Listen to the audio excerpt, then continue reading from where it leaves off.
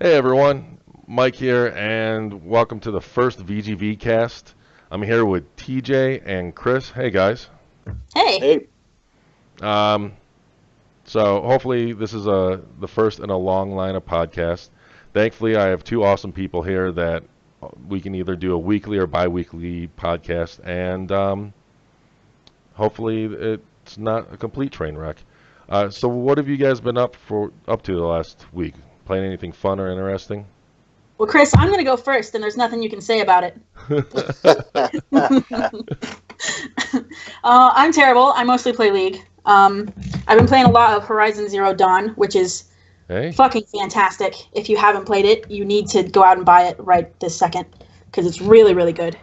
yeah, Um, yeah. I either was gonna buy that or Mass Effect, and I made the mistake to pick Mass Effect. yeah, oh, I've come heard a lot of on. people. Yeah, I've heard a lot of people getting let down by that game. So It was a that's awesome. letdown, but it still was doable. It was playable. Yeah, So you play a lot of League of Legends? I do play a lot of League of Legends. Yeah, Well, that's awesome. yeah, That that's normally what we do in group environments. That's normally what we do is just play League. cool, cool. What about you, Chris? I have actually been bouncing back and forth between my PC and my PlayStation. I've actually went back to playing Fallout again on the PlayStation. I don't know, it's just a game that I always go back to after I get bored of other things. Like if new games come out and they bore me or something, or beat them quickly, I always find myself just going back to Fallout. So that's what I've been doing on the PlayStation. But on the PC, I've been playing Divinity, Original Sins, the Enhanced Edition. I Okay, love that game. that's Really, really like that game. It's like one of the best RPGs. Like it really is. that's on Um, console too, right? yes, yes, it Okay, is. Yes, okay. yes. I remember hearing about it when it came out on console, but I wasn't really Hmm. familiar with it when it first came out. Oh yeah. If you haven't played it, you do PC gaming as well. You should try it on the PC. It's a really good game, and try it before Part Two comes out because it's being developed right now. And they actually have a beta that's out. So yeah, before that comes out, if you want to get into it, I would hurry up and start. It's a long game. Nice, nice. Hmm. Um, yeah, I've been continuing with the Let's Play in Bayonetta. I don't know if you guys remember that game from the 360. They Yeah, released it a few weeks ago on the PC, and it's amazing. I was doing a Hmm. Let's Play of Mass Effect, and that just was kind of boring me to tears. And well, just the way that it was forcing me to play, and Yeah. that's kind of a game that I want to take my time in. I don't want to play it in half-hour chunks or break it down in half-hour chunks. And I didn't think it was a really exciting playthrough to with me exploring and clicking on every little nook and cranny and little data pad and everything. So there are lots of Well, little things to discover in that game. yeah, yeah. Um, so Bayonetta, that's I've already beaten it, but it's an awesome trip down memory lane. And it's just an awesome game. And Yeah, then mhm. between that and Ark, been getting back in the Ark, Diablo 3, which is awesome. I'm actually at the second last level. And Playground Games finally fucking fixed Forza Horizon on the PC, and it is fucking glorious. It is like the best racing game I have played in years, and I'm not even a huge racing game fan. So Mhm. that is Mhm. amazing. This tomorrow actually, I'm going to be buying the Hot Wheels um, expansion pack, where they basically have these giant orange strips from the old Hot Wheel days just stretched all over a giant island, and it's awesome. that's pretty cool. Oh yeah, yeah, definitely. Like it's so good because I can play it on the Xbox and it's fine. It looks gorgeous on the Xbox, but it's 30 frames, and on the PC, it's whatever you can throw it at it, and Yeah, Mhm. it just some parts in the game, specifically a city, the frame rate would tank. I'd go from like 80 to 100, 120 frames out in the savannah and stuff, and then in the city it would drop down to like the 40s, and it was just, it just Mhm. was very annoying. Do you ever go on PC Master Race on Reddit? No, I've heard all about it.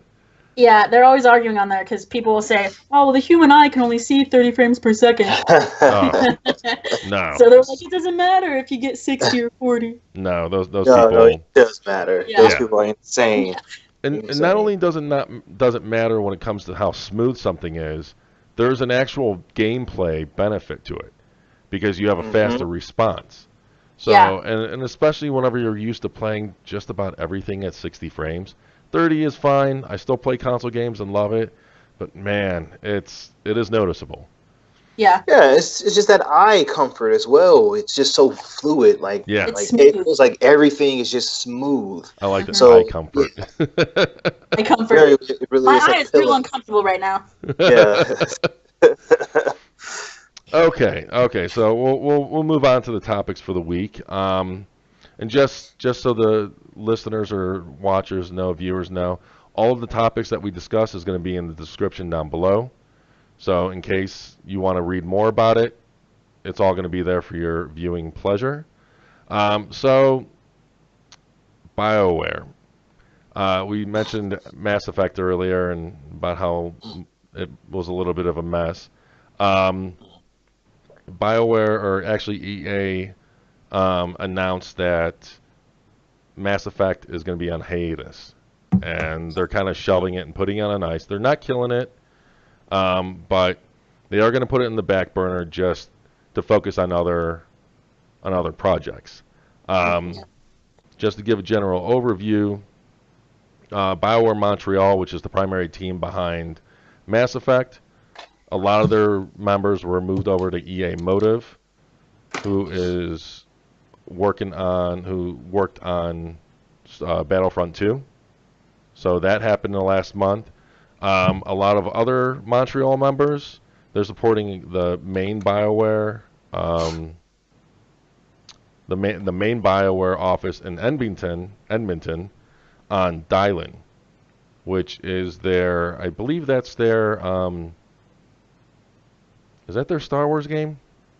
They're like, EA Motive is the ones that's helping develop the Star Wars Battlefront they're 2. doing Right? Battlefront, but there's that other Star Wars game.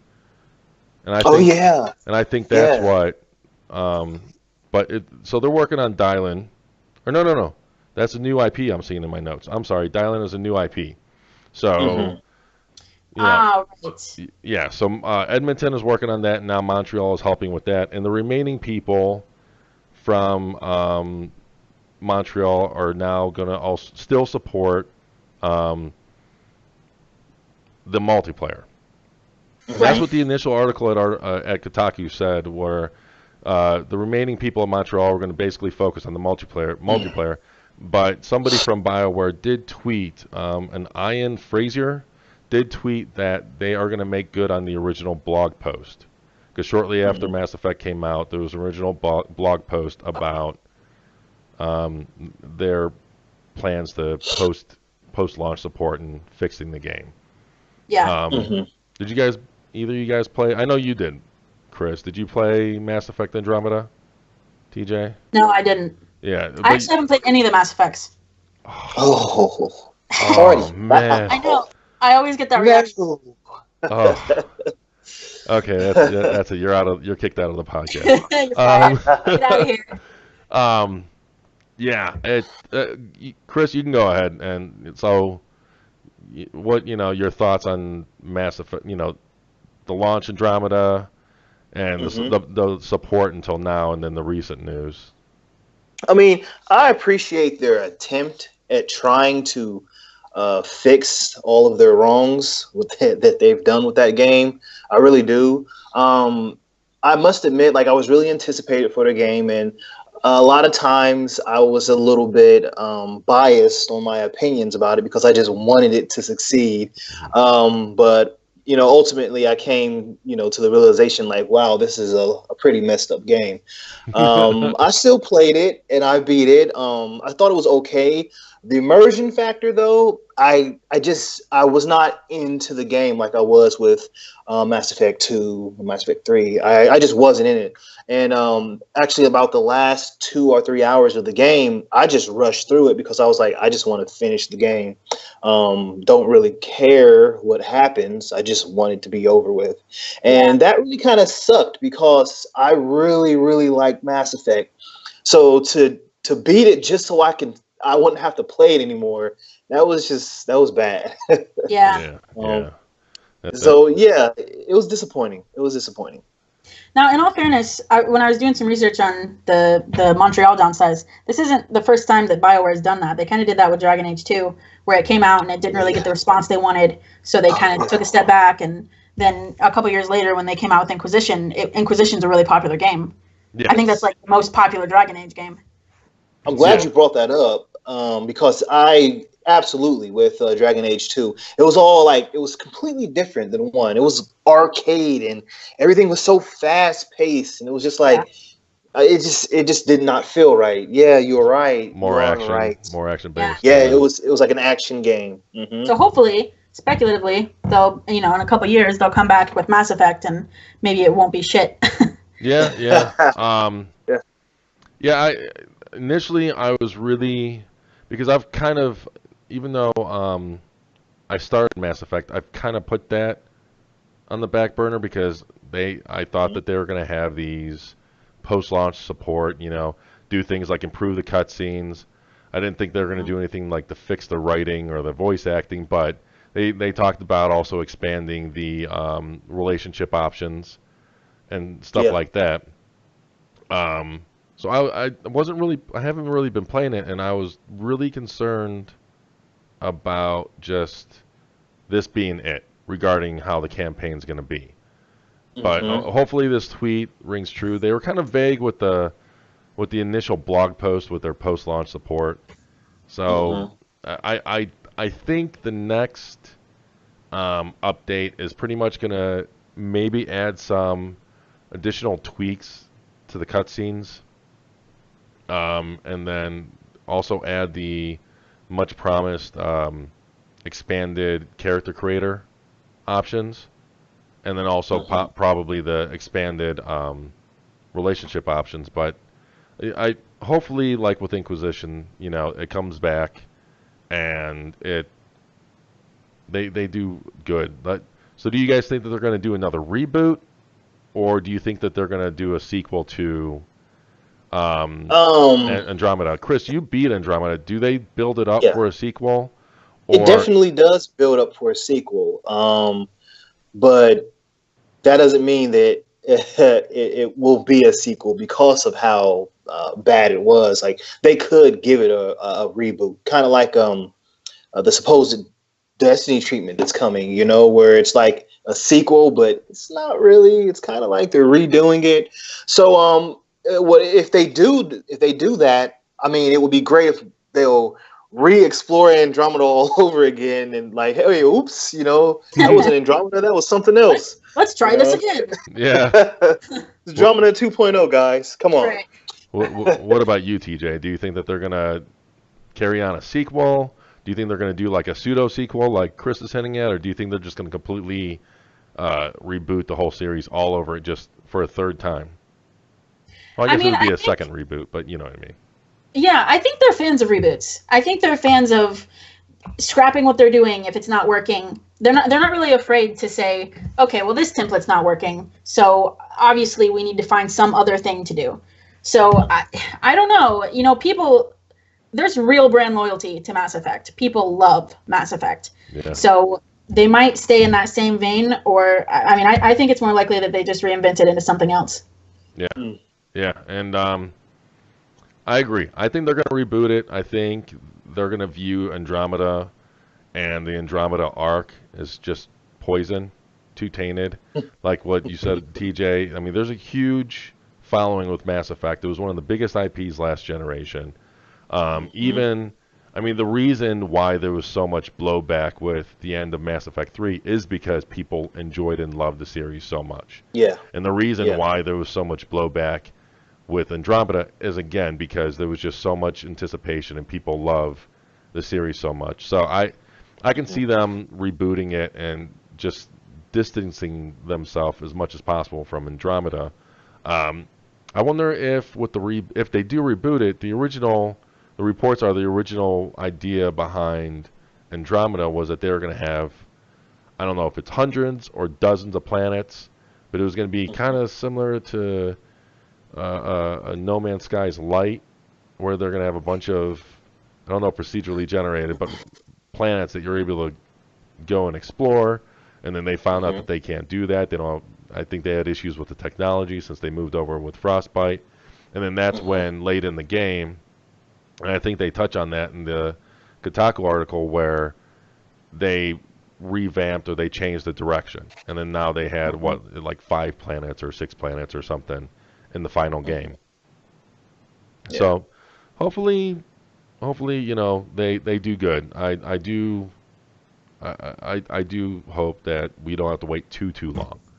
Maybe maybe at near the end of this generation they can do the reboot, and then that gives people something to look forward to with a sequel next generation. You know, I think they're going to take the time to reevaluate everything, because they wouldn't want to redo a Mass Effect and then it be just as terrible. So I think they're going to take their good damn time with it to make sure that it's absolutely, you know, how they want it. And think about it, this one took what, 5 years or so or something like that to complete, Andromeda. Yeah. So this next one, I mean, if they're completely redoing it and want it to be on a grand scale like that, we're looking at some time, more than likely. Yeah, no, that's very true. And I much rather them take their time and do it right. Yeah. Even though this game was given a 5-year development cycle, which is a lot of time. But again, you know, between moving to a new engine, a different studio, I mean, I was disappointed, but I'm not part of the. I don't want to be part of the group that like grabs your pitchforks and torches and, you know, wants to burn down the studio. It is just the way it is. I'm sure they tried the best that they could.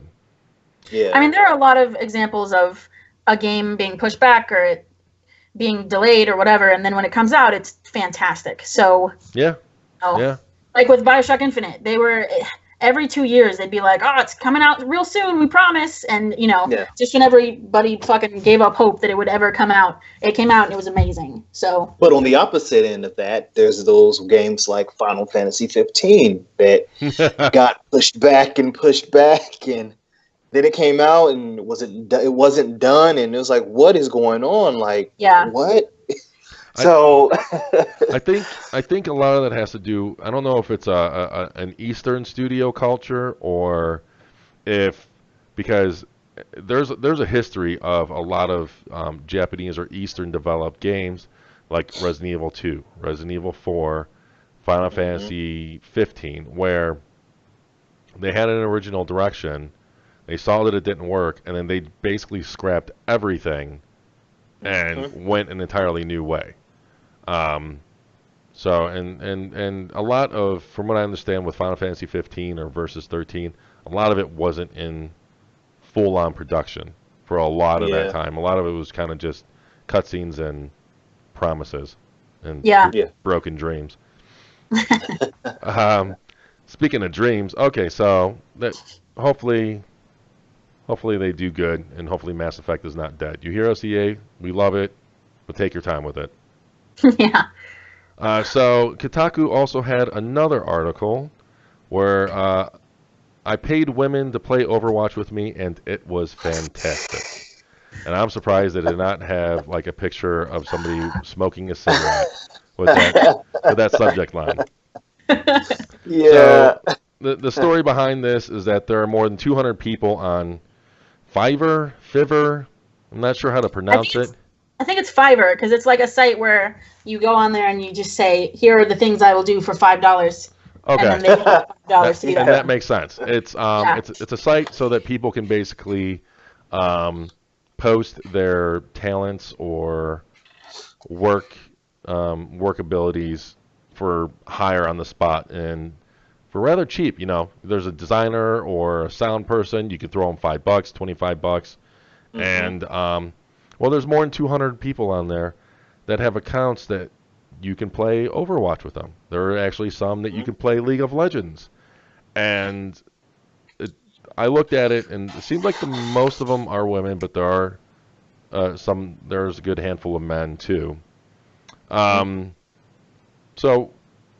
what are your guys' thoughts on this? Because initially, the first thought in my mind was, I'm not gonna lie, it was people. I don't want to say taking advantage of, but people grabbing an opportunity to play with those that might be, lonely or not have many online friends. Yeah. And but looking deeper into it, there were people that they weren't physically capable of doing labor or work. So this is a different way. There was a player on there that used to create things and sell it on Etsy, and now they do this. And there was someone else that did it to just make extra money on the side because they played games anyways. So do you guys think that it's people exploiting other people, or do you think it's something a bit more genuine than that? I think that there's, I think there are some out there that's truly genuine, and they're out there to just, do things with people. But of course, you want to. Your time is money. You don't want to, do everything for free, especially when you can be at work or something. So I mean, if you can, make this money with your additional time, that's great. You don't have to go and have a side job. Your side job involves your hobby. That's one of the greatest things ever. Yeah. Of course, there are people out there that takes advantage of it, like anything in the world. But I mean, it just, to me, it's just like, it's all up to the person who's actually paying for the services, because it's like, I'm not going to fault the person who's like, hey, look at me, I'm hot and I like to play video games. Do you want to pay to play with me? I can't really fault that person, because it's the person who's paying for that person who's really in control. You can either pay them or you cannot pay them, and don't, Yeah, that's how I feel about those girls on Skype, where like all they do is, have really low cut shirts, and like they play the game, but it's way more about, look at my fucking tits, You mean Twitch? But it's kind of like, but people, it works. I mean, yeah. You mean Twitch, right? Not Skype. What'd you say? You mean Twitch? The girls on Twitch? Yes. Okay. Twitch, not okay. Yeah. But if people are willing to pay for that, and if there's a market for that, then it seems presumptuous to be like, you can't do that because this, or you shouldn't pay for that because this. Yeah.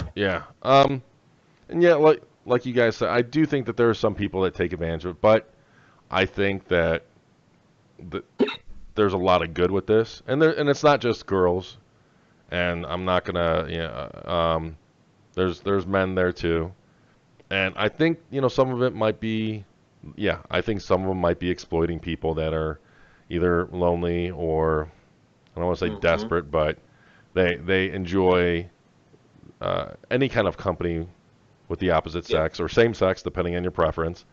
But I think there's also some good in it, because when you pay someone $5 to play a game, or $25 to play 5 games, whatever, they're gonna help you.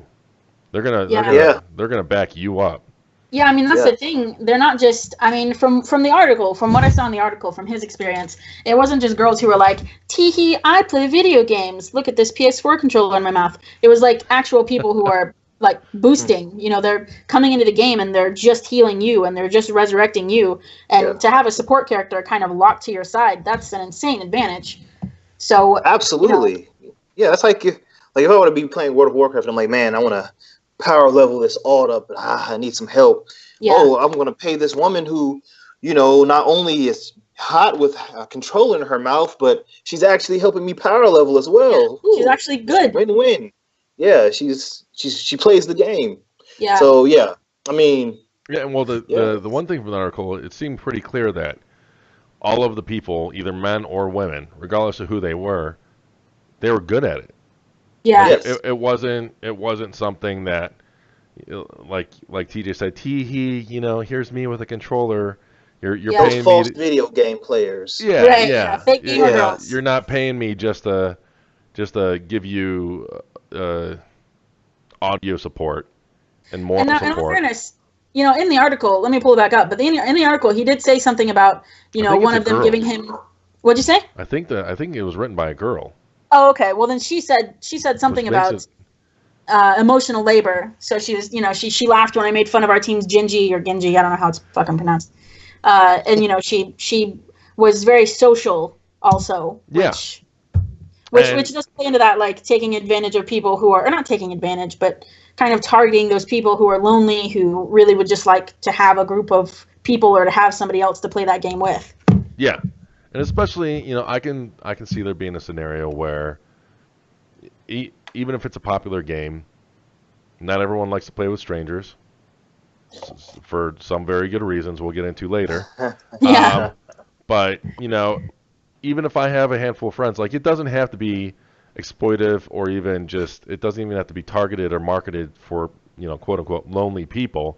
But if there's a game that none of your friends play, and like Diablo 3, thankfully I have friends that play Diablo 3, but if I didn't, I wouldn't consider paying someone to play with me, but it would be an option, and it would be a legit option.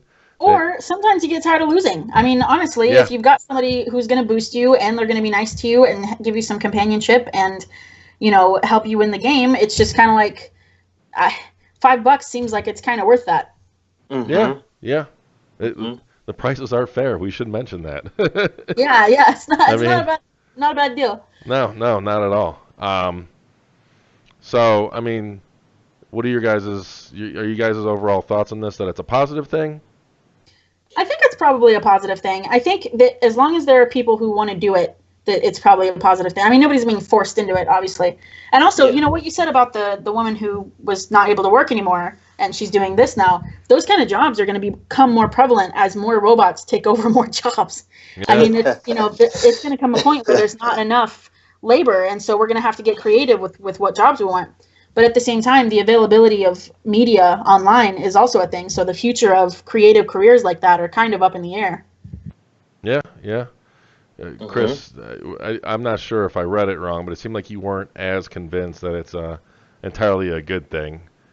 No, I mean, I believe that I don't feel that there's any harm in it as long as they're actual gamers. They're not, because I feel like it's taking advantage of somebody if they're paying you because they want you to play this game with them and you don't actually even know how to play the game.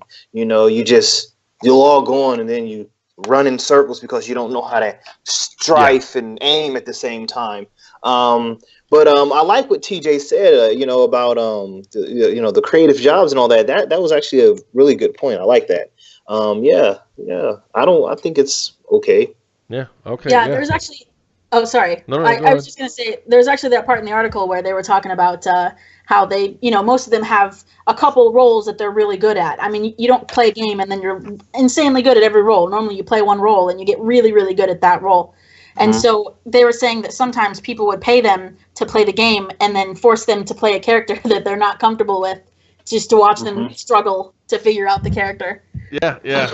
They did mention, or she did mention that a little bit of guilt feeling. Yeah. By asking them to play. You're spending money to do this. Yeah. You paid someone $5 to struggle to figure out a character. That's a good point. I mean, that's your money being used there, either efficiently or not. I think it's overall good. I think I is like what Chris said. I mean, because you guys both kind of touched on the same thing. Like the girls on Twitch where they don't really play games and they just wear low-cut shirts and they exploit men or women that like women and stuff. They exploit their sexuality. That's basically it, for the sake of hits and advertisement revenue and stuff like that. I don't agree with that. But as long might as well just be a cam girl. Is that a problem though? I mean, is it hurting anyone? No. I don't agree with it. I don't. No, it's not hurting anyone. I don't mean it to make it say like a bad thing, but if it's kind of different where I'm paying someone, and like what Chris is saying earlier, where if I'm going to be paying someone, at least it seems like at least the girls that were covered in the article And plus, I believe that there's an actual rating system on this site, thankfully, so you can see if someone was just trying to be exploitive for either way, a guy or a girl or anything. You can at least get a gist of it that this person's a good healer. So if I want a good healer to boost me, and someone who really wants to have fun, boom, there we go. So I think it's a good thing. You guys have any final thoughts on it? No, it's. I agree with you. I feel like it's a good thing, and just people need to just learn how to avoid the people that are out there to just scam them. That's like ordering an Uber and they're coming by on a scooter, and you happen to be the one that scoot while they just stand there like like what is this shit? The problems with it, the thing is that the problems with it are things that are societal problems that affect lots of things. So like, men in general being kind of a little more lonely because men are people are a little meaner to men than they are to women, and just kind of the divisive. Oh, well, I don't know if I agree with that all the way. Well, no, we'll get on that in a minute. Yeah, it depends. In person, I think people are nicer to women in general. Online, it is a very different story. Yeah, no. and speaking of which, so the next article now.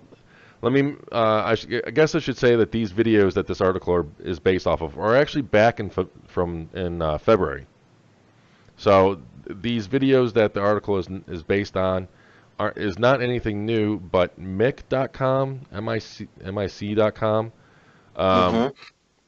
posted an article about a female Overwatch player and how she was harassed for 16 minutes, and she uploaded it on YouTube. And I'm going to put this YouTuber's channel link in the description below, along with the article, so that if you see this, go ahead, click on our channel, subscribe, watch her videos. She's actually got a handful of videos, not just the 16-minute one, but she has a couple of 8-minute ones. There's an actual one that's like 2.5 minutes, where it's a compilation of the disgusting things that people say to her. And just to go over just a few, because I don't want to go over all of it. But anyway, she says here that I'm putting this and a few other examples of the way I'm treated up, not just for entertainment. Glisa, I guess, said in the description of one of her videos, I want to give people a look into how women are treated online. This is not okay, and I'm doing my best to show that. And some of the things that these assholes have said to her is she primarily plays as a Mercy character, which is a healer in Overwatch, and she did make sure to make it known that she does it out of almost a necessity because almost no one picks her. But you do need a healer. But someone said, Mercy, heal me. I won't call you ugly again. Just kidding. You're probably ugly. I'm assuming Glisa's setup is in her kitchen. As you know, she's a woman. I like Americans because they're good at raping people. And you're a woman. Do you even have a right to give your opinion? Yeah, and that first one is so saying that a woman's only worth is being aesthetically pleasing to men. That is a motif that you see fucking everywhere. Just, in media, in books, in video games, especially in online interfaces, everywhere.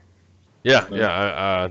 And everyone, even in the video game industry, is kind of guilty to an extent. Not everyone isn't generalizing, but you do have those. It is pretty common in a game where, with the men character, the armor is like this full-plated thing, but then on the female character, it's kind of like a metal bra and panties. Yeah. Yeah, I mean, you don't get on the game and see a male character with a dad bod. He always looks like some guy that just got out of a Abercrombie and Fitch catalog or something. Like, he's muscular and decked out. Like, so I mean, and the women are always, or a lot of times, most of the time, they are the personified perfection of what a woman would be. Yeah. It's like that with both. It's like that with both sexes. Yeah. But I mean, there is like a sexualization more towards females. With There is males, that. it's more of a macho type. Yeah. I mean, Women way more often yeah, use like that sensual danger thing. Like I don't know if you guys have yeah. seen Ghost in the Shell, but like the main Yes. character on her, she's got like that sensual, dangerous edge to her, and like there are a lot like even like Sona on League of Legends. A lot of those characters are sex based. Like they're gonna Hmm. seduce you into the danger zone or whatever, and that you really don't Yeah, ever see that with male characters. Yeah. Which, sadly, unless they're like a gay character. Yeah, yeah, gays are yeah. allowed to be flamboyant, I Yeah. guess. Yeah. But with you mentioning the major, I'm assuming you're talking about the major from Ghost in the Yeah, Shell. yeah, But it's weird. She wears revealing clothing in a lot of, because like I'm familiar with the anime and the series and yeah. the movies and stuff. She wears a lot of revealing clothing and stuff, and she'll walk around in like basically like thigh highs and panty bottoms and stuff. But I don't think that she's sexualized. She Like, does have sex. oh no, she doesn't. Well, being sexualized doesn't mean that you do or don't have Well, sex. I just mean like, yeah, yeah, yeah. I just mean that like I don't think she's sexualized in the sense that it kind of makes sense. It follows her character because she's a robot. Like Yeah. Hmm. like the body isn't a thing to her. Hmm. Some It's point of it is the female's intention, I think, because yeah, it's like that with the major because she doesn't really like she'll have sex, but it's almost kind of just like an activity that she does with others in a social manner. She doesn't have the same sexual, aim as other humans do. yeah. So have you experienced any of these kind of things? Like, do you, TJ? I mean, with you being the Yeah. woman in the group, you have this unique perspective. Yeah, no, I do. Here's the problem is that people are just terrible in general, so everyone gets harassed. And it's kind of like you can't it's hard to decide when you should say something or when is too much because it's like Hmm. everyone playing this game is getting harassed. I'm obviously getting harassed way more. And when I'm getting harassed, it's more personal. And it's like when you mock women, especially like on online gaming, it seems like you're allowed to make them not be a human being anymore. Whereas you don't really do that with guys. It seems like Oh, I go don't ahead. know. I disagree. I Think? mean, yeah, I mean, been someone who I've been doing online gaming since back when Halo and with the shooters and stuff like that. I mean, people shit talk to just get in your head. I mean, they talk about dusting their balls on your nose, and they. I But mean, the things that they'll say is just ridiculous, and do you they know, like say things that make you to try to make you feel less than human? well, yeah. I Because mean, dusting your for instance, balls, I mean, is disgusting. But I had a situation, incident where I was playing Halo 2 once, and I was mopping the floor with these people. So they decided they wanted to try and get in my head, and they just, I guess, based it off of how I was speaking that I was black. So I mean, they just okay, started hammering me with the N word, trying to piss me off as much as possible.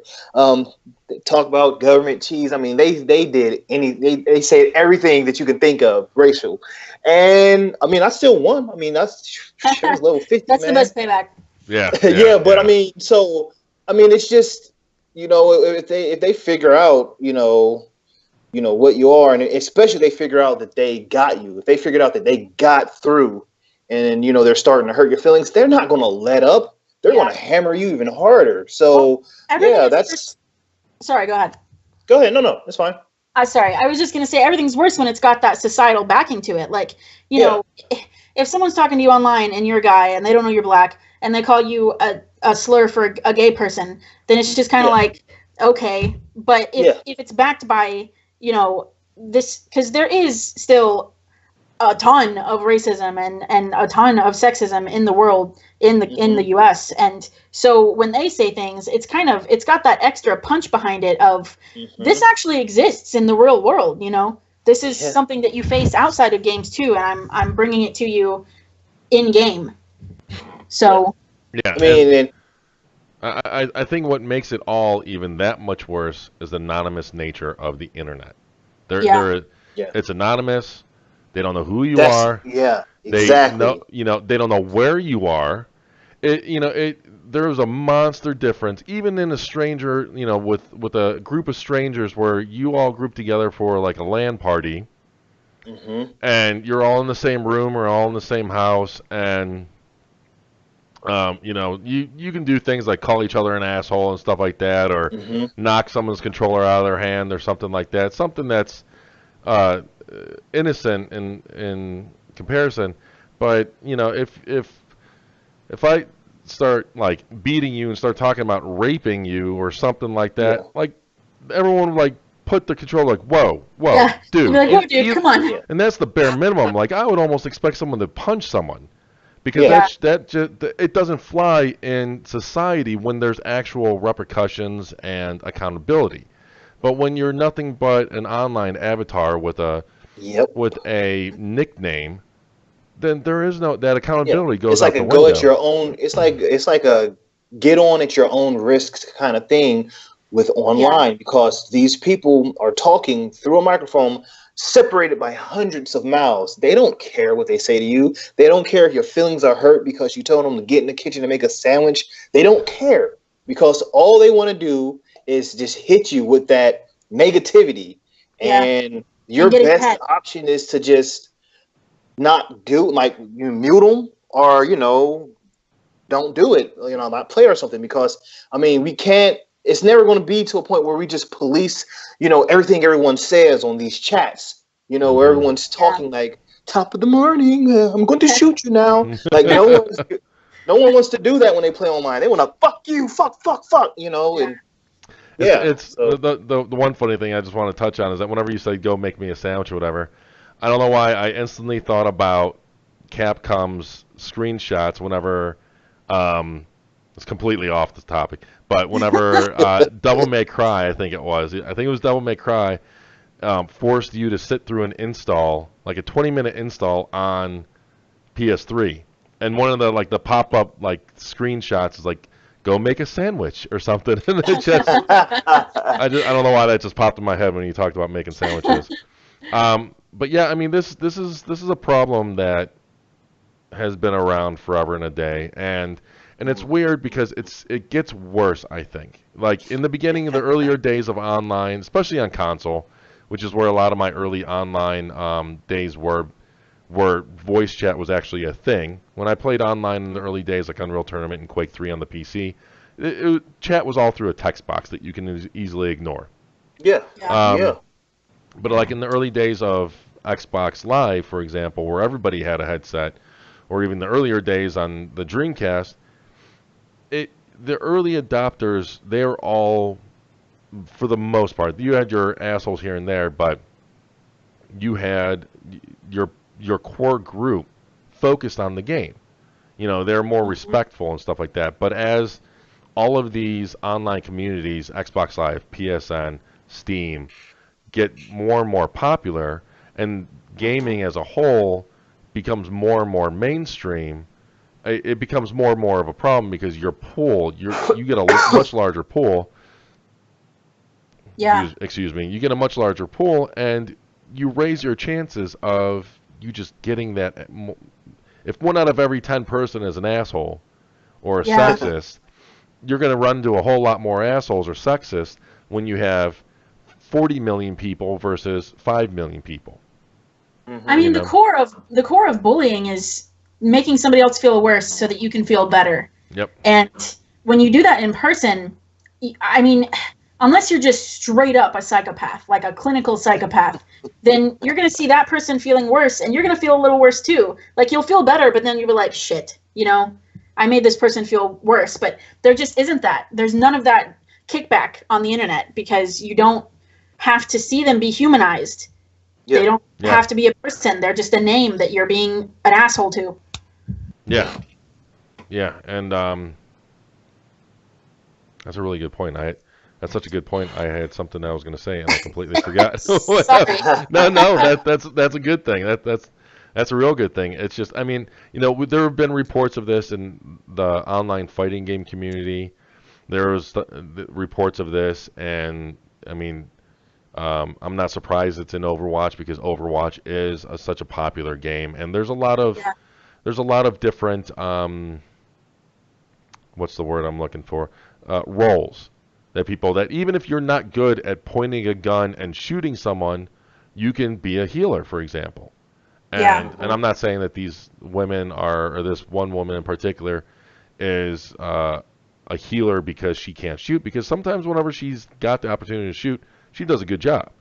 But Yeah. you know, I mean, in games where there's a lot more opportunity for a wider range of people to play, I think you're going to have a wider audience, and you are going to have these assholes. Yeah. And I mean, even calling back to, I'm sorry, go ahead. no, go ahead.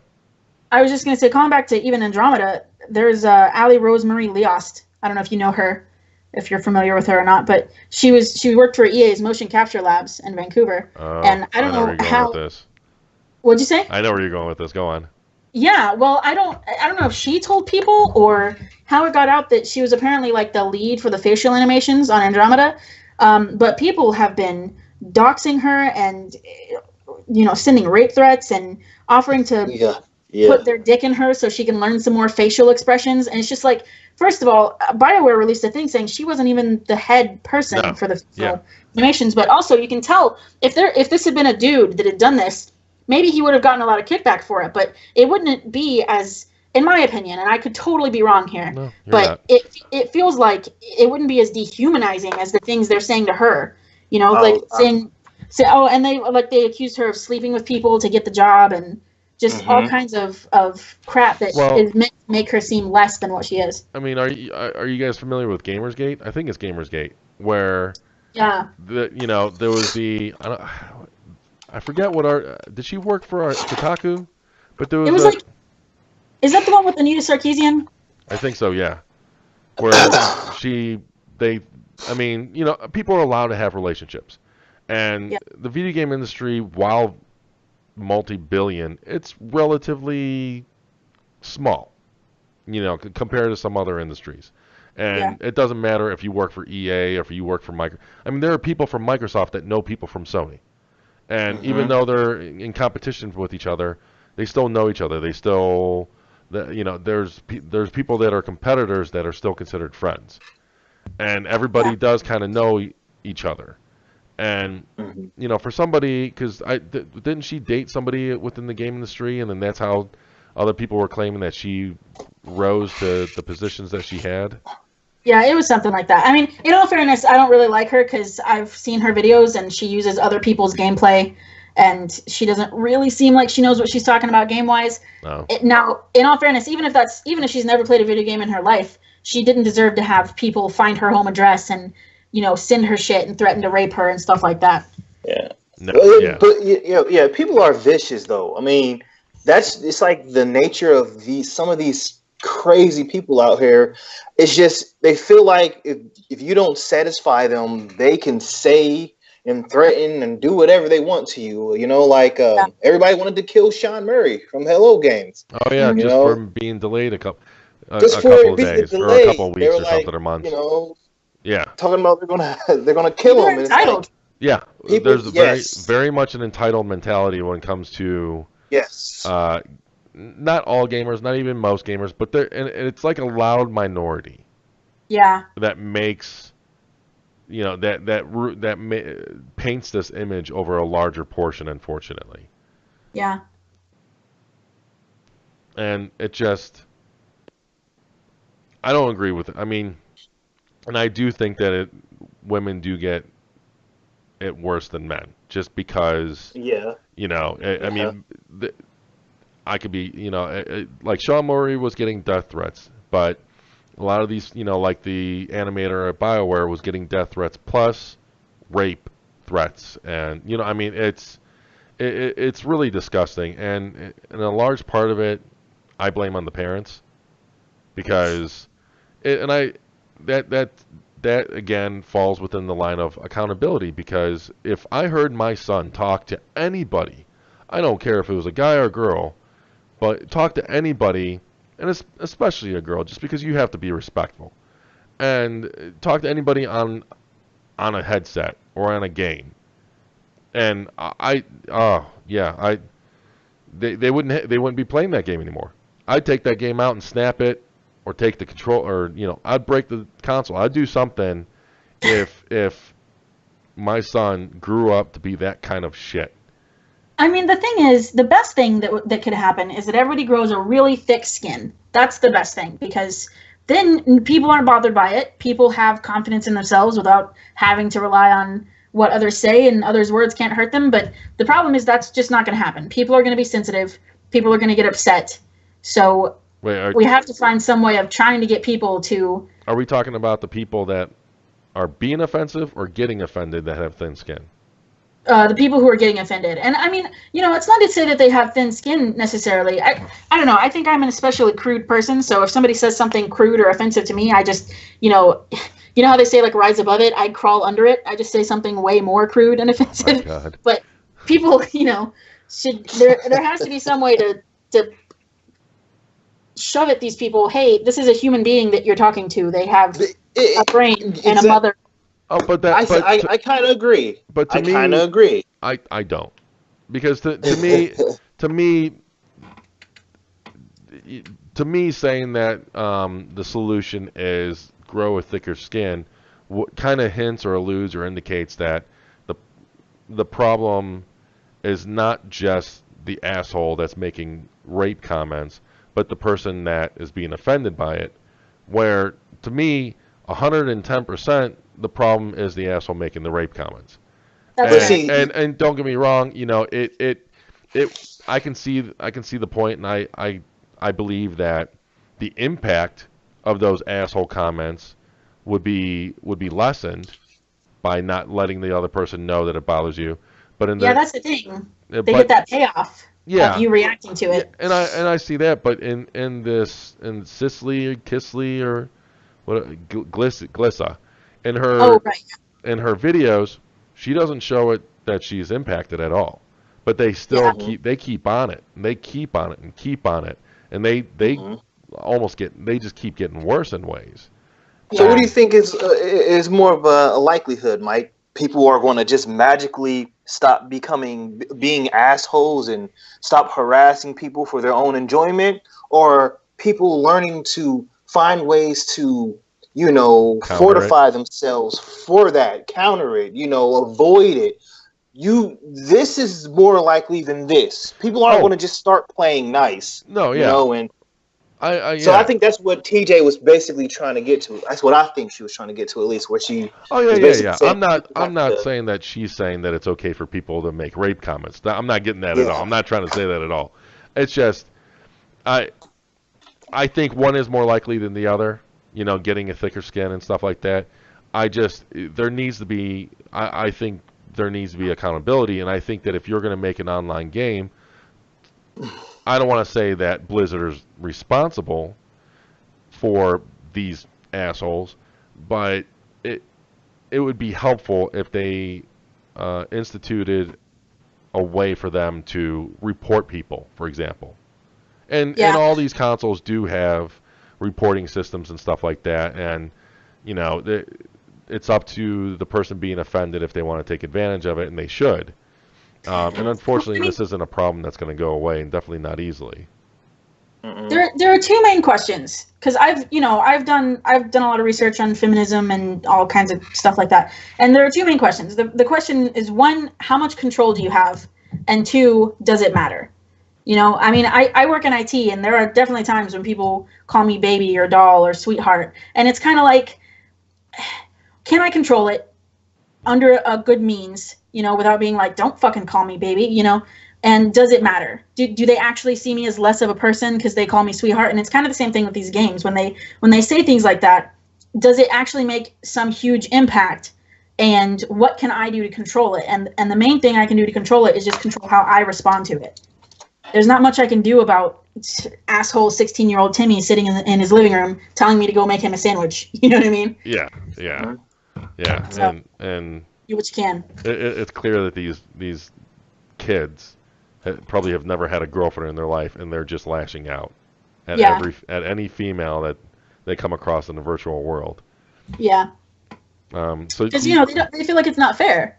They kind of feel like, women have. I can see that in some respect that they kind of feel like women have all the power socially to accept or reject. They have it against women because they've been turned down or something like that, and this is their way of getting back at them. I think they should all be hung up by their dicks and punched in the throat repeatedly, but that's just me. I mean, I can't stand these people. I can't stand talking to someone else, regardless if it's in the same room or hundreds of miles away, like they're lesser than you. What do you think, Chris? You on board with the dick hanging? Yeah.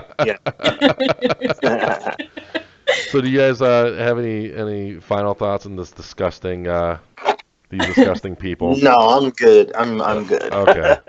Okay. Well, on a lighter note, let's move to a lighter subject. Microsoft's been hosting their Build Developers Conference this week, and they announced and revealed one of their partner headset bundles. It's a VR and MR for mixed reality headset from Acer. It's a Acer. Yeah, it's an Acer mixed reality bundle. It's launching for $399. Included in it, you get a VR headset and I believe you get two Microsoft controllers. And these controllers have like lights all around. It's kind of got like a halo on the top, and it's got lights all around. And it uses captures and sensors on the actual headset, so it doesn't require any cameras in the corners. It doesn't require a camera like the Move controllers for the PlayStation VR. It uses sensors on the headset itself. And the claim from the article on Windows Central is that it's much more accurate and it doesn't have the same pitfalls or handicaps that PlayStation VR has, for example, which there have been plenty of reports about PlayStation VR, the Move actually being inferior to the controllers for both Vive and Oculus, which I can completely believe because it's older technology. They're kind of making do with what they have. It works good, but compared to these other technologies, it's behind. And they've already confirmed that they're going to be having a VR demo, I believe a VR demo or maybe mixed reality demo at E3. And with Scorpio being a big E3 focus, it wouldn't surprise me if it was announced to also be supported on Scorpio along with Windows 10. So do you guys, what are you guys' thoughts about Microsoft's entry into VR with this method, AR/ or VR/MR? I'm excited about it. Not as excited as I was about their HoloLens. Well, this is along the same lines because HoloLens is mixed reality. Yeah, but thousands of dollars cheaper with this than the HoloLens. Yeah. I don't expect it to be HoloLens level of accuracy. Oh no.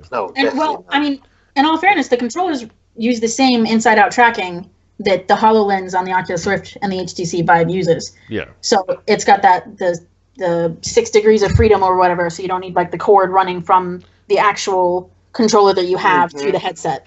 Yeah. Which is pretty big. From what I understand, it's just a single cable coming from the headset to the device versus, I guess, the PlayStation VR setup is a mess of cables. Right. So if it worked about the same and it's $100 cheaper, it might be a good option. Yeah, and one of the reasons why this is a lot cheaper than HoloLens for people to keep in mind is that HoloLens is a completely detached, untethered computing headset. All of the GPU, the APU, it is all in the headset versus what Acer is providing. You still have to hook it up to a computer or presumably a Scorpio to power the device. So the overall experience could be somewhat, I would say, comparable depending on the implementation. How well they pull it off. I do question the claims in the article about it working better than PlayStation VR. Like one of the issues with PlayStation VR, from what I understand, haven't used it, is with using the Move controllers.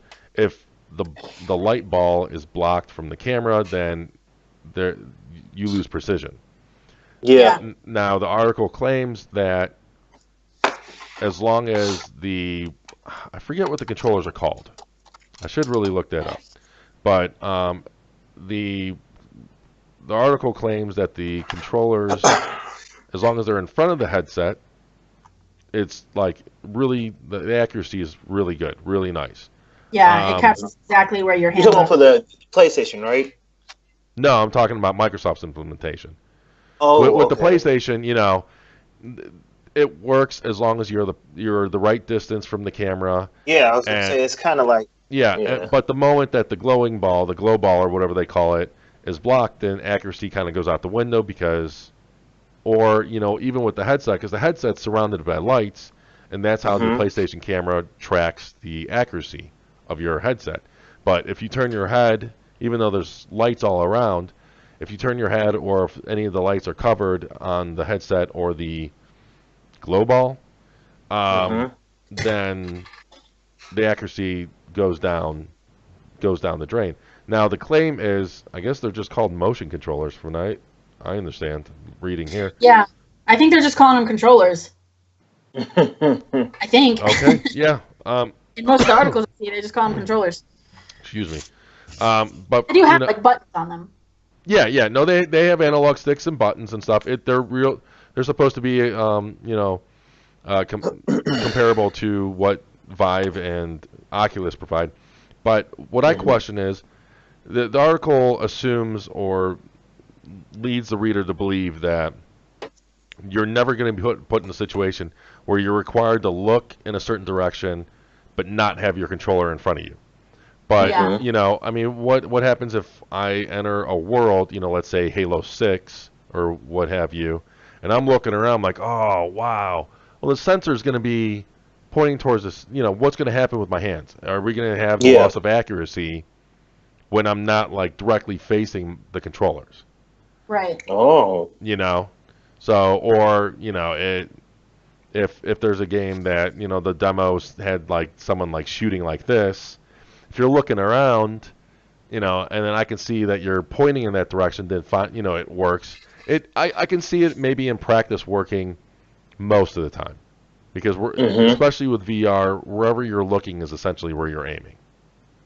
So I imagine that's where their design principle behind the controllers are. I mean, have you tried VR? No, I have not. I am a complete virgin or whatnot when it comes to VR. I have never tried. The last time I tried VR was, like 15, 20 years ago, where it was like single polygon, 10 frame per second at a science fair.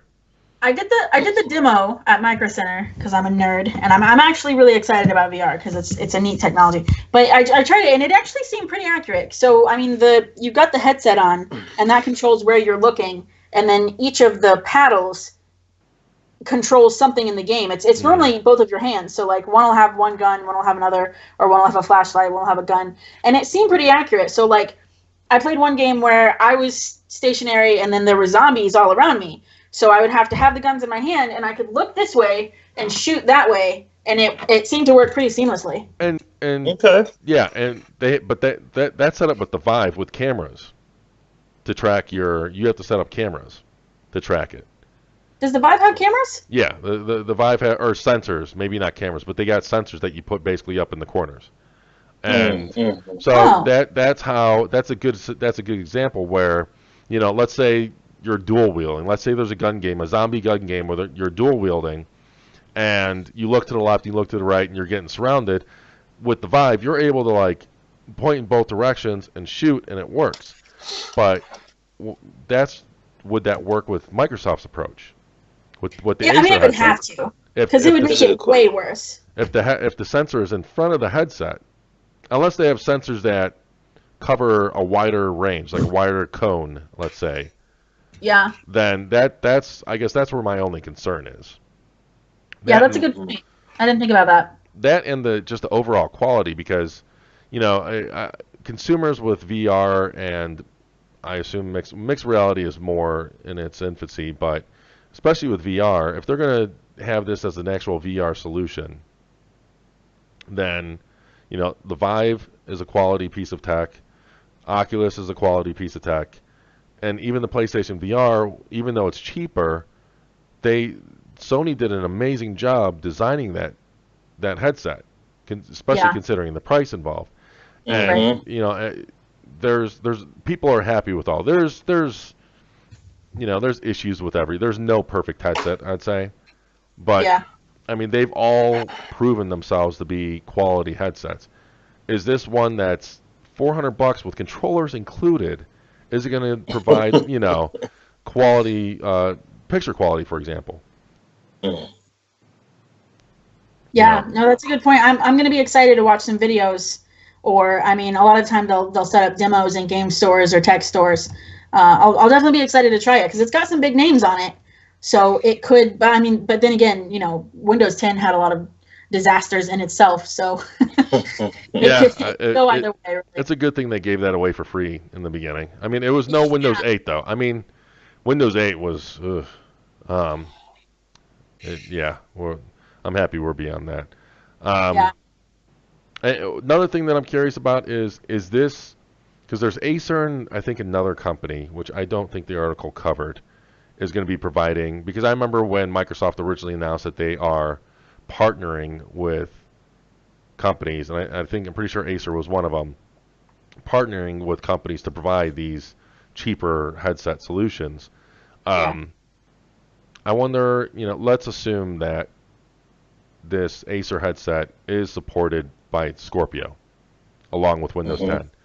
Are they gonna? I wonder if they're gonna make it more open-ended or open-sourced or whatever you want to call it, where Scorpio will support the Acer headset, but if you're not happy with the quality for whatever reason, and you do want to fork over the $800 for a Vive, are they gonna support that as well? Because Todd Howard, he was in the announcement video for Scorpio, and he specifically mentioned Fallout VR, and unless I'm mistaken, Fallout VR is a Vive exclusive, or at least it supports the Vive. I'm pretty sure that I imagine that since they announced similar controllers, space controllers or whatever for Oculus, they may add Oculus support as well. But the point is this Scorpio's solution, or is it going to be more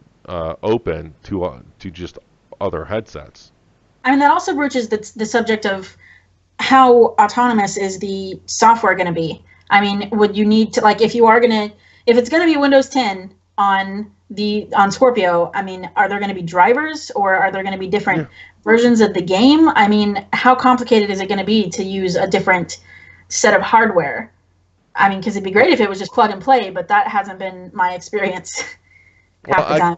I could see it being more plug and play because, I mean, when it comes to a console, it does make it easier where you do have to download drivers and all that stuff on a PC, but it's going to be the same on Scorpio because Scorpio is the Scorpio and Xbox One operating system is built on a Windows 10 kernel.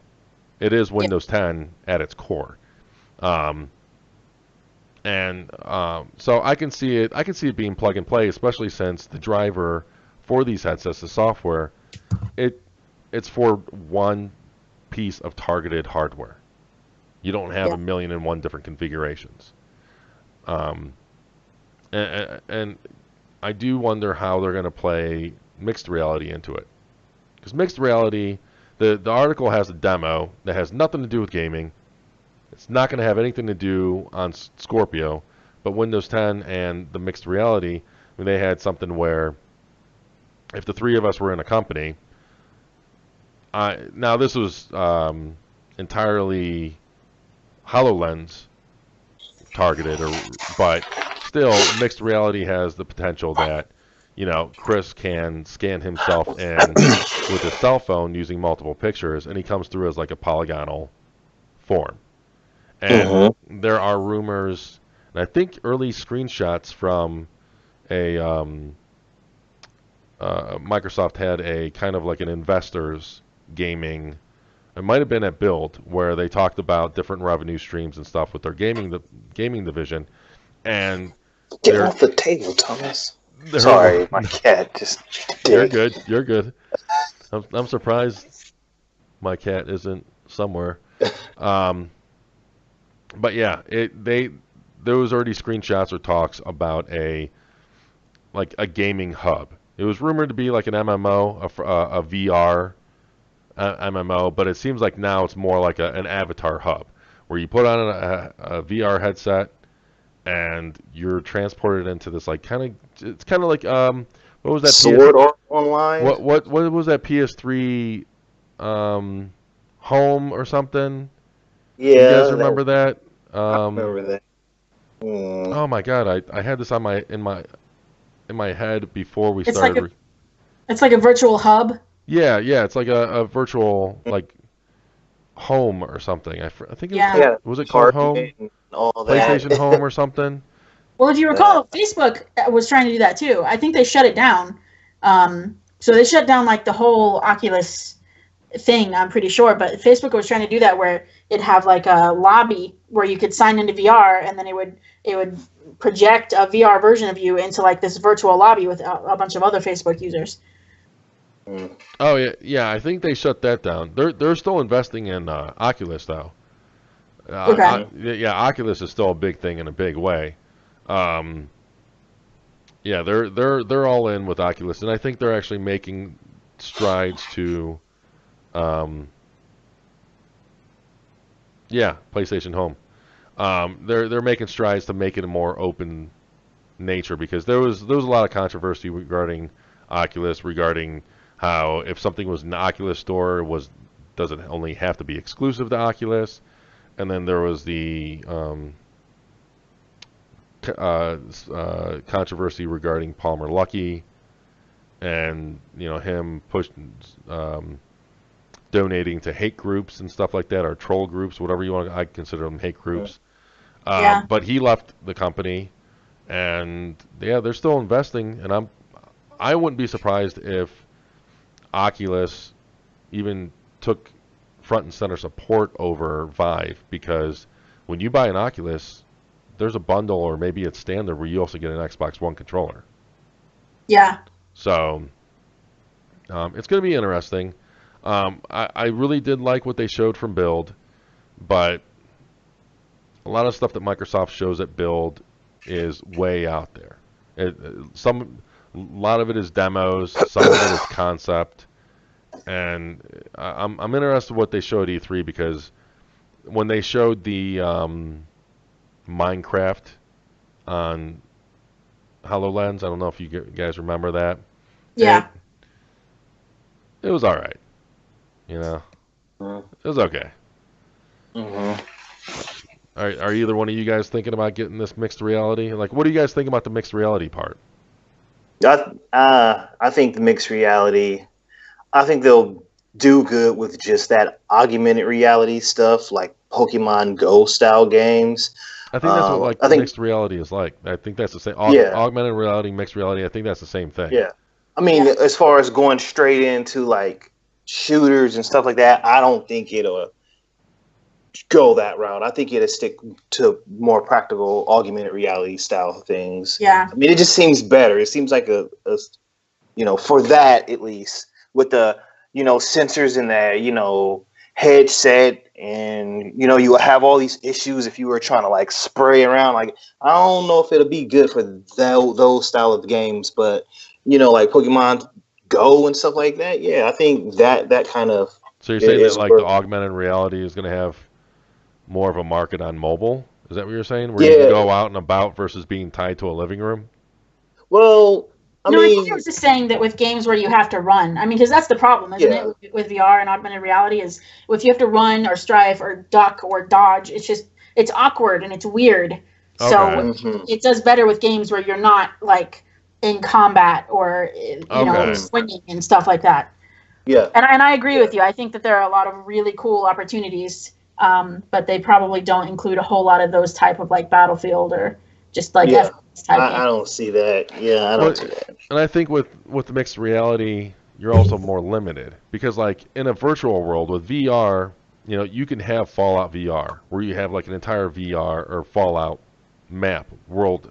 But when it comes to mixed reality or augmented reality, you have your living room. Yeah, Mhm. So and like not everybody has a castle to run around in.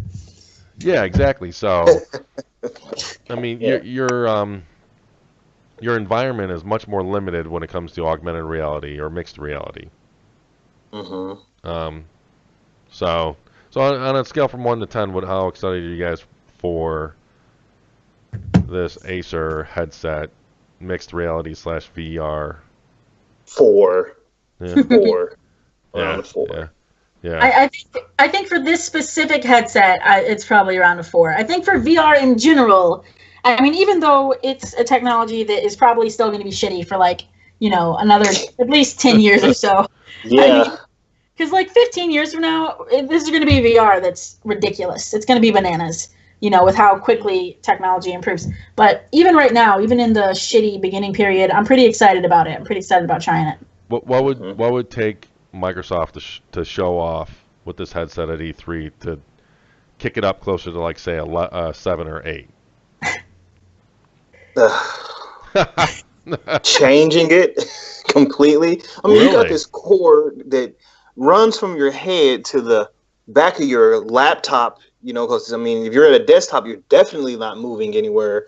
So I Yeah. mean, what are you going to have a laptop in a book bag and let's go explore outside? Like, you know what I mean? They just need It's to just come out with more strange. games. Because Yeah, right it's just now, you look at the couple games they have, even like Minecraft, and it looked really cool, but you're kind of like, okay, but what else can I do? Okay, so mhm. basically games, like bring the Yeah. software. Because if it offered comparable experience, let's say the $400 Acer, and it offered comparable experiences to PSVR, I I think that would be a good alternative solution, Microsoft solution. Um, okay, no, yeah, and I'm right there with you guys. It's all going to be about the games. That's really all it always comes down to. Yeah. People are even getting antsy with like the Switch because the Switch came out and the Breath of the Wild came out, and don't get me wrong, it's a spectacular game besides the weapon durability, and people are really excited about it. But then the Switch kind of has been meandering with everything else. Like it's got a couple okay looking games, but it was just like Zelda came out and it was amazing, and now not a lot of other big games are coming out for it, so people are kind of losing enthusiasm. Yeah, I mean, there's Mario Kart that recently came out, Zelda, and you hear like pockets of talk here and there, but not Yeah. much. There's not much else Yeah, it's the right now. same old, Yeah. stuff over No and matter how cool the over technology and is, you have to over have good and games. over. Yeah, Hmm. yeah, and I completely agree with that. So you guys have any final thoughts on the whole headset mixed mixed reality future that Microsoft is trying to I'm sell not us? excited. I'm not excited about it. I'm not looking forward to it. I mean, if I accidentally turn to the channel and hey, I might watch it, but I just no. I'm not really. I don't know. I feel we're so far off from VR being just the absolute wave of the future of gaming. I think it's really in its infancy state, and I would rather just wait than you know messing around with it right now. Yeah, I'm not into it. That's fair. That's how a lot of people feel, I think. yeah, Yeah. yeah. I think the sales reflect that. So, Yeah. Yeah. Yeah. so People are cautious. is there anything else going on that you guys want to talk about? Anything else off the top of your heads? Can't think of it. Um. Wasn't it the we were talking about it was the anniversary of Leroy Jenkins? That was 12 years ago Ah, today or some this yeah, month. Wednesday or Thursday. Yeah, someday this week it was the 12th anniversary of Leroy Jenkins. Yes. Yeah, Yes. yeah. Oh man, I can't believe that became a pop culture phenomenon that it Yeah. has become from everywhere on South Park to um I whenever the anniversary, I went through a bunch of videos and I saw that even Jon Stewart on the Daily Show did a skit with it. Yeah. He was rolling. He Yeah, was. Yeah, Yeah. he had to stop his own skit because he's just laughing his ass off. Um, Yeah. do you guys remember like where you were or whatever the first time? I'm guessing just in I front of a mean, computer the first time you guys saw that. I was playing World of Warcraft since 2005. So, Yeah. I was around for the whole Jenkins and everything. Like, so, I mean, to see it get that kind of recognition, I just thought it was like amazing because, I thought it was funny, but I was like, okay, that's funny. Now, what's next? What's And going then to be the everybody, next yeah, thing? Then the next thing I know was just like everybody was just screaming it and shit and, yeah, battlegrounds and raids. And I'm like, shut up. yeah. And the best part is that, the beginning of the video because the beginning of the video is they're in the group and they're making the plan for going in and attacking the big monster. And the beginning plan that the guy makes doesn't even make sense for the characters. Like, he makes a plan that would just get them all killed. And then Leroy rushes in there. So, it's funny because there's another layer of it for people who actually play WoW. Yeah. Okay, and that's the thing. Like, you guys probably get a bit more out of it than I do because I've never played WoW. I don't play it, and Mhm. and you see them. One of them said that Leroy doesn't have an item or something. He's going to need some additional healing items or something. And then the one guy that's kind of like the ringleader of it, he's asking the one other guy to like bring up a percentage of what the chances are of them surviving. Yeah, That I was just a don't bunch know. of mumble jumble, basically WoW talk. That they were, Yeah. So that really happens in poking at. WoW. I mean, back in the days, like, Blackwick Lair and stuff like that. I know you don't know what I'm talking about, but I mean, yeah, I mean, WoW used to be a lot harder than it is nowadays. I mean, you literally had to talk it out. I mean, Yeah. a lot, You gotta make a plan. or you would just get fucked. So, yeah, it makes me kind of miss those days. But whatever. That was like the joke because he was like, he was talking to the healer and he was like, all right, well, you go in and you hit him real hard or something. Like, he was telling everybody to do what their role and their character was obviously not supposed to do. And I love it that 12 years ago when I first saw it, I was laughing my ass off, and I saw it again earlier this week, and I still laughed. It's still my funny. ass. Yeah, Yeah. I watched it probably 3 or 4 times in a row when I saw it earlier this week, just because I just could not. I was just laughing my ass off. The whole thing is comedic gold from the start of there's 33.3% chance that we're gonna succeed and stuff, and the guy's like, all right, let's do this, and he just goes running in, and then they're all like, wait, did he just go in? He just went in, and they're all like in shock. Yeah. And and I just well played, well it done. survived the ages, that's for sure. Yeah, that's a good way of putting it. Yeah. Yeah. Oh, this has been like a wave of a podcast where we talk about assholes talking about raping people to Leroy Jenkins. Leroy Jenkins. Yeah, Mhm. yep. And actually, do you guys play Hearthstone? Hearthstone? No. Hearthstone, yeah. It's the card game it's got like WoW characters and Warcraft characters. I know about it. I tried World of Warcraft as much World of Warcraft as I can handle. I just can't do any. Can't take on any extra World of Warcraft. No, I can't. It's pretty good. It's pretty good. And there's a card called Leroy Jenkins. And if you're not familiar with the game, when you play the cards, they like emote, they say things. And so it's a 6/2, and so it comes out and he does the yell, and it's very funny. It's a very culty game, it's very cultural and like gaming and stuff like that. Do they use the actual soundbite from the video, or do they? I'm trying to remember. I don't think they do. I think it's a voice actor. Okay. It's still a nice little insight, just a little tip of the hat to people who watched the video and played the game. That is awesome. It's definitely got a lot of recognition. So, anything else, or are we gonna? I think I'm good. Yeah, I think we're good to go. Oh, awesome. Yeah. Well, thank you guys. Thank you, Chris, and thank you, TJ. This was great. I had a lot of fun. I'm looking forward to the next one already. Yeah. And to you guys listening or watching, thanks for playing along. This is awesome. All right, guys. Adios.